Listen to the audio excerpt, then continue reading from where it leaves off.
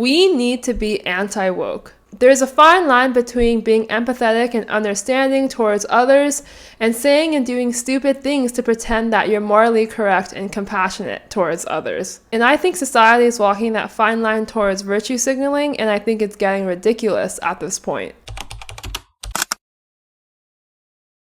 And we have to stay woke. Like, everybody needs to be woke. And you can talk about if you're the wokest or woker, but just stay more woke than less woke. No. Kamala, I strongly disagree. I think we need to be anti-woke.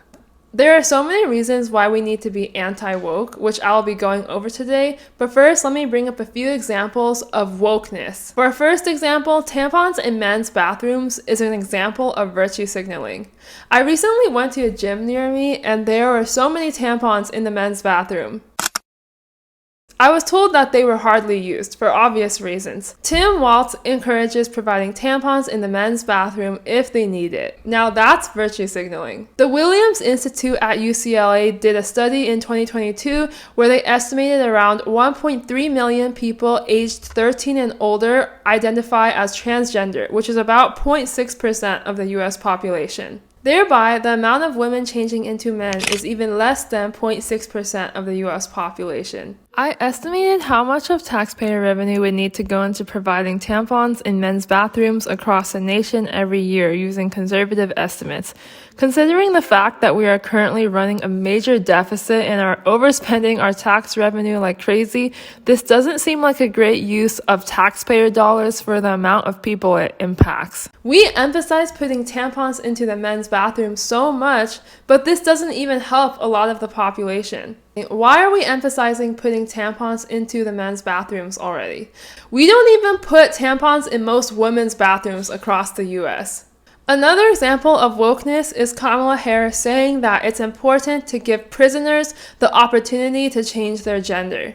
Not just regular people, but prisoners. I made sure that they changed the policy in the state of California so that every transgender inmate in the prison system would have access to the medical care that they desired and need. I know it was historic in California, but I believe actually it may have been one of the first, if not the first in the country. This is another example of virtue signaling. I cannot believe that my tax dollars go to this. If you end up in prison, respectfully, I don't care who you think you are, but you don't deserve to get your transgender surgeries paid for by the American people. You better sit there in prison and think about what you did to end up in this situation, not get your genitals cut off. That's not the solution. This might be controversial, but I also think that there is extreme virtue signaling in war. There's a video going viral of a lady ripping down the Greek flag of a small business because she thinks that it is the Israel flag.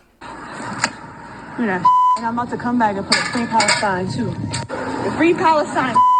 Look, what you looking at? You know damn well there's a genocide. You know there's a genocide. Now stop it. I'm taking it down. I believe this one. Take this one down right here. What are they gonna do? They can't do nothing. I don't stand for it. I don't stand for it. I don't stand for this. There's genocide, and I don't stand for Zionism. Montclair, I don't support it. There's a genocide. You know that, right? They're killing children. What's the purpose? Be proud of your heritage. Y'all understand there's a genocide, right? You understand, right? There's nothing against people who are Jewish, but this is not okay. This is Greeky. Who's this? This is Greeky. What? Really? Greeky. Yeah. Oh, I thought it was Israel. My bad. I don't even know how she confuses these flags because the Israeli flag has the Star of David in the center. I really don't think that this person truly understands what she's fighting for, and this is a perfect example of virtue signaling. It's very performative, ridiculous, and just disgusting. Regardless of what type of flag this is, vandalizing small businesses is hateful and disrespectful. Now, why do we need to be anti-woke? Well, wokeness leads to virtue signaling, which encourages people to act superficially rather than in a genuine, impactful way. None of these people genuinely care or are making a good impact in what they're supporting. I would argue that virtue signaling actually takes away from solving the issue at hand. For example, that girl ripping Greek flags. That doesn't stop Palestinian people from getting bombed. That doesn't stop our government from funding Israel to bomb Palestinians. Her actions simply cause division, sow hatred, destroy small businesses, and it kind of takes away from the issue at hand. Putting tampons in men's bathrooms doesn't really help most women afford period products and doesn't really create a huge positive impact for society. Virtue signaling encourages a focus on image where people are simply concerned with upholding their reputation. They feel like they need to adopt certain stances or behaviors to fit in, rather than do what is genuine and impactful.